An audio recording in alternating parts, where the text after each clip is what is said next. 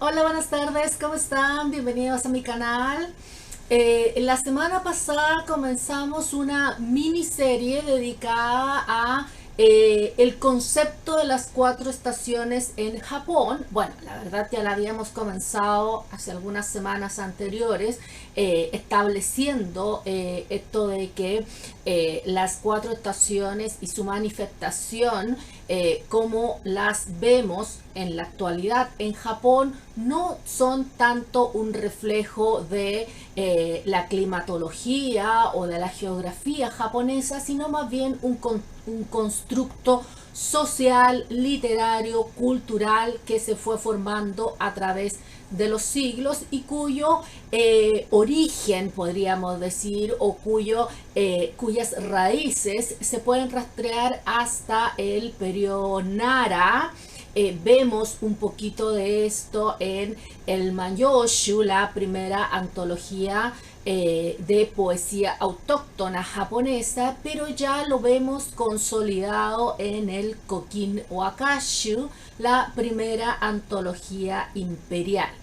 Lo que hicimos en el video de la semana pasada fue establecer lo que llamamos la creación de la primavera y cómo esta imagen que nosotros formamos inmediatamente en la mente cuando hablamos de primavera y de Japón, de todos los cerezos en flor, tiene mucho que ver con esta representación que se daba en la literatura, sobre todo específicamente en la poesía.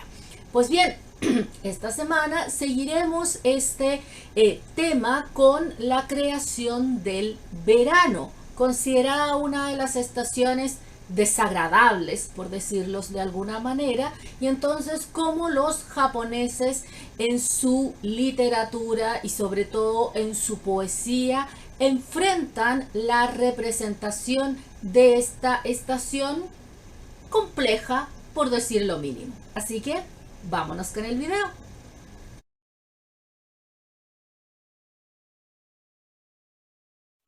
Comencemos entonces con este siguiente capítulo, por decirlo de alguna manera, en nuestra revisión de lo que es el concepto de las cuatro estaciones en Japón, Nihon no Shiki.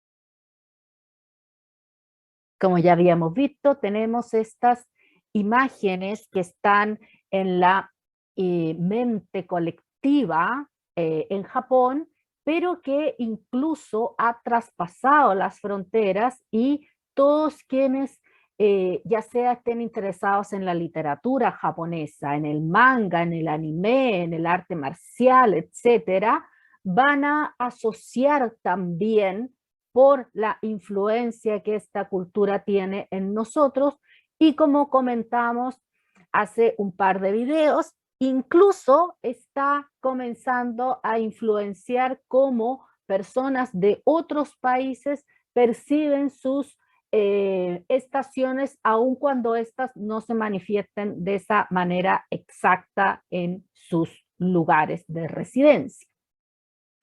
Hoy día, entonces, si bien vamos a hablar del verano, vamos a recordar un par de puntos importantes que hay que tener siempre ahí presente. Dentro de ellos están las funciones de la poesía, las cuales las podríamos dividir en tres.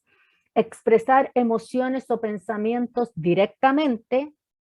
La otra función es describir una escena. Y por último, aquella que mejor refleja la poesía japonesa es expresar emoción o pensamientos a través de una escena.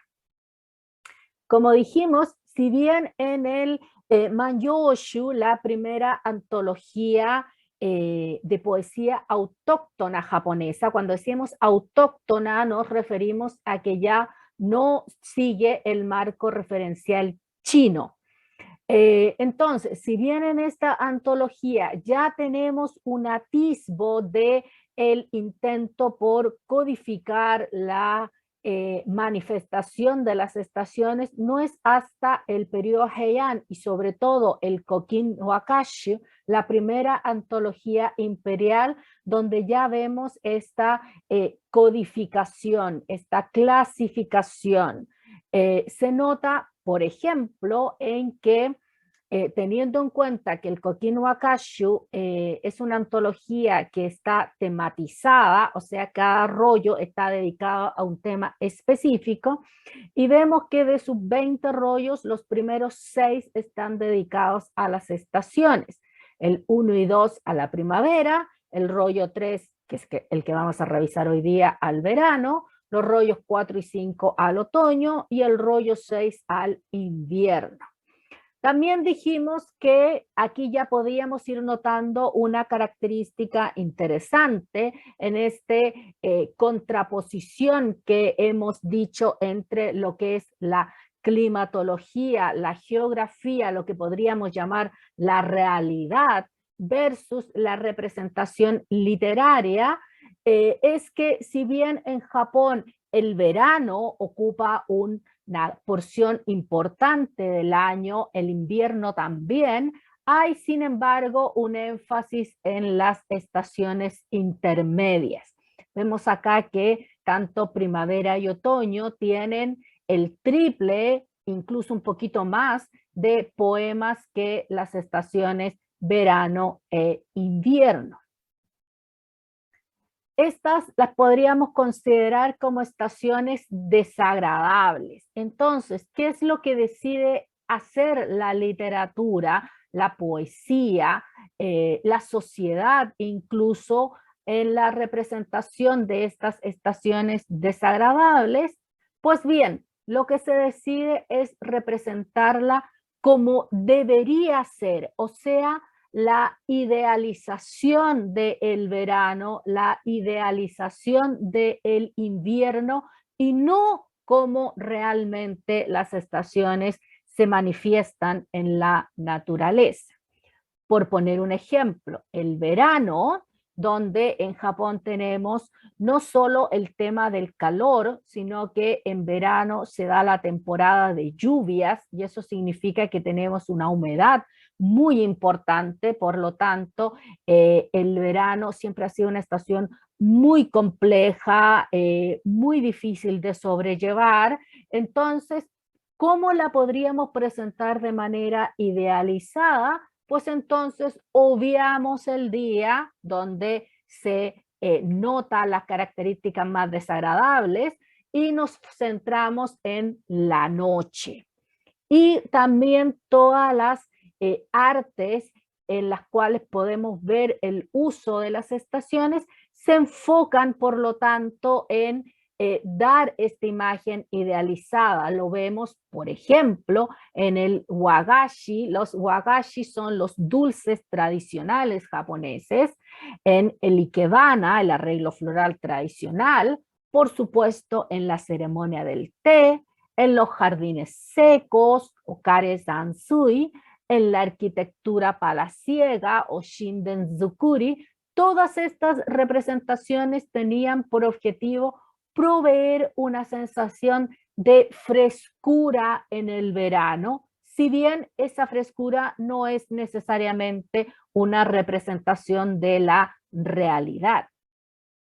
Incluso algo tan común y un producto tan turístico para todos quienes viajan a Japón o incluso quienes no viajan lo pueden comprar online, son estas campanillas de viento y que en Japón se ponen en verano porque obviamente para que la campanilla suene necesita algo de brisa que mueva el papelito que cuelga de la campanilla y eso hace que ésta genere un ruido. Entonces, ¿qué significa? Que los japoneses en su mente, al sentir el tocar de la campana, saben que eso significa que está corriendo una brisa y por lo tanto les da esta sensación de frescura. Los temas del verano. En el rollo 3, como vimos la semana pasada cuando estuvimos revisando el tema de la primavera, están ordenados de manera en que vemos avanzar el tiempo, o sea, desde que empiezan las primeras manifestaciones de la estación, pasando por el apogeo de ella hasta su término. Por lo tanto, podemos ir viviendo la estación en cierta medida. Tenemos entonces la espera por el quinto mes. Recordemos que en el tiempo aquel se utilizaba el calendario lunar. Después tenemos poemas donde aparece el cuco chico, una ave representativa del verano, la flor de la mandarina, después la flor de la deutzia, lotos, lluvia estival, noche estival, rosadas, que son un tipo de flores, y fin del verano.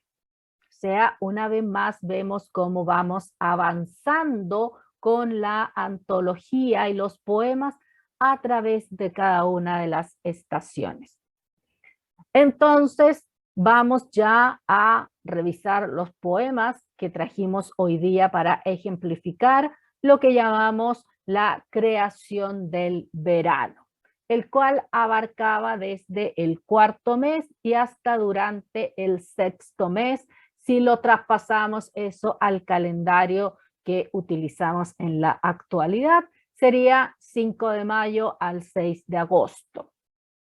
Algunas cosas que tenemos importantes y que las vamos a ver reflejadas en la poesía es, por ejemplo, el koromogae o el cambio de ropas, y que en la actualidad está institucionalizado tanto en los colegios como en las empresas en las cuales se utiliza uniforme, donde hay fechas específicas en el año donde se hace el cambio de uniforme al de verano o al de invierno según corresponda. Por supuesto, como mencionamos anteriormente, el cuco chico o jototogisu. También tenemos la tachibana o naranja china. Por supuesto, una característica importantísima del verano es el samidare o monzón o lluvias de verano. Y por supuesto, el lamento, el amor, los recuerdos, porque como dijimos, los japoneses en su poesía utilizan mucho la metonimia, esta asociación de conceptos. Partimos entonces con un poema de Minamoto no Shigeyuki. Este está en el Shui Wakashu, en el segundo rollo, es el poema 81 y dice así: Hana no iro ni someshita moto no oshikereba, koromo gae uki kyo ni mo aru kana.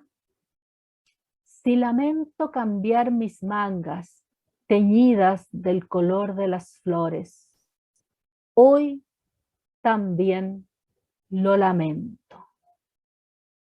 O sea, aquí en el poema Shigeyuki está hablando de un tema muy típico de la primavera. Podríamos decir que este poema tiene un pie en primavera, un pie en verano. Entonces, este tema muy representativo de la primavera y sobre todo de los cerezos es el lamento porque ya se deshojaron, o sea, porque ya no los vemos. En este caso, él lo lamenta en que ya no va a poder seguir utilizando su ropaje que tenía estos colores de las flores. Y hay que cambiar, por lo tanto, a la ropa de verano, y eso el poeta considera que es lamentable. Siguiente poema que vamos a ver hoy día, este es de un autor desconocido, viene compilado en el Kokino Akashu, en el rollo 3, el rollo de verano, es el poema 139 y dice así: Satsukimatsu hana tachibana no kao kage wa mukashi no hito no sode no kazosuru. El quinto mes espera la flor de tachibana.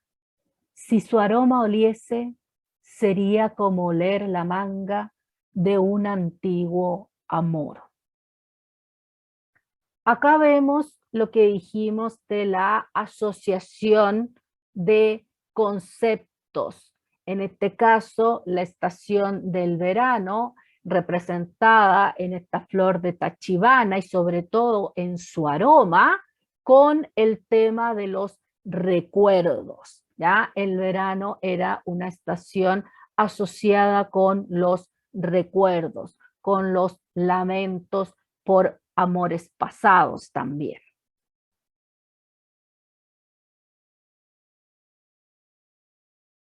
Siguiente poema, Samidare ni mono omoi oreba hototogisu yo fukaku nakite izuchi yukuran.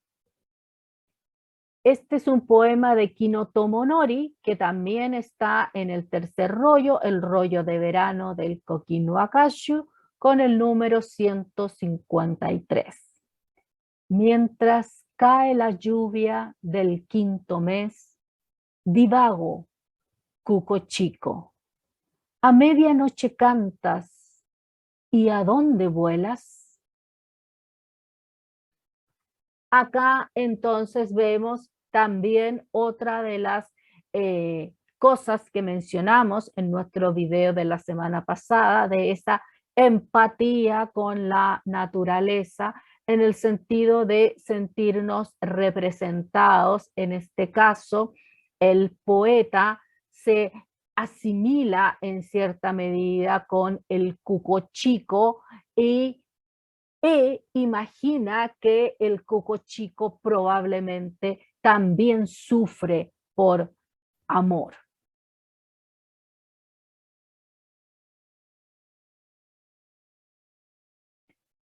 Seguimos con otro poema, en este caso de Eigyo Hoshi, que viene en el Shui Wakashu, en el segundo rollo, el poema 131.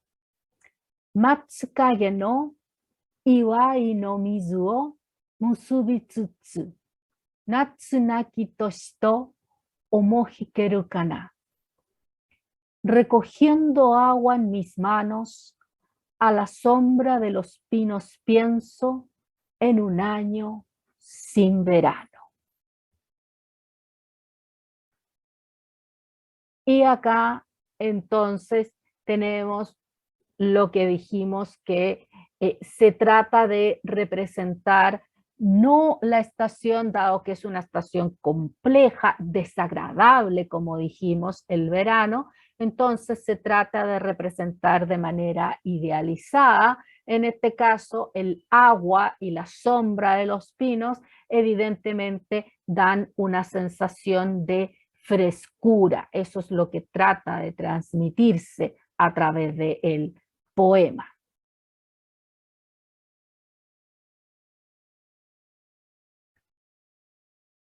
Y terminamos esta revisión de cómo se va codificando el concepto de verano, cómo nos vamos imaginando que este se manifiesta, por supuesto, muy influenciado por la literatura, como dijimos. Toda esta literatura del periodo Heian tiene un peso importantísimo en toda la que se generó incluso hasta nuestros días. Y si bien los poetas, como estamos viendo, representaban la naturaleza, lo hacían enfocándose en la naturaleza que ellos podían percibir. Y la naturaleza que ellos percibían era una naturaleza hecha por la mano humana, en sus jardines, en sus casas palaciegas, en sus biombos, en las pinturas de las puertas fusumas. Toda era naturaleza que estaba hecha por el hombre. Y ellos a su vez eran esa la que representaban en su literatura, la cual a su vez inspiraba a otros, no solo autores, sino también a paisajistas, a diseñadores de vestuario, etcétera, y por lo tanto tenemos esta retroalimentación de esta naturaleza secundaria. Veamos entonces este poema de Kiyohara no Fukayabu, también del rollo 3, el rollo de verano del Kokinu Akashu, con el número 166. Natsu no yo wa mada yoi nagara akenuru o kumu no izuku ni tsuki yadoruran. A pesar de que la noche de verano aún es joven, está aclarando. ¿Dónde en las nubes pasará la noche la luna? Y lo que habíamos dicho, vemos cómo se elige hablar de la noche, porque evidentemente la noche es mucho más agradable en términos de temperatura, en términos de sensaciones, también esta identificación, esta empatía con la naturaleza, en la cual al preguntarnos dónde pasará la noche la luna, el poeta, por supuesto, se está preguntando dónde pasará la noche la amada, o incluso podría preguntársela dónde la pasa él, en los brazos de quién. Existe entonces esta asociación de ideas, en este caso a través de la naturaleza. Y así entonces vemos cómo se maneja esta estación desagradable, el verano, donde tenemos una temperatura altísima, donde tenemos una humedad muy alta también, lo cual genera hasta el día de hoy que sea una estación muy compleja de vivir, y sin embargo la literatura no la representa de esa manera, la representa como algo agradable, como algo fresco, como algo a la sombra, o sea, potenciando las características positivas, potenciando una idealización por sobre una realidad.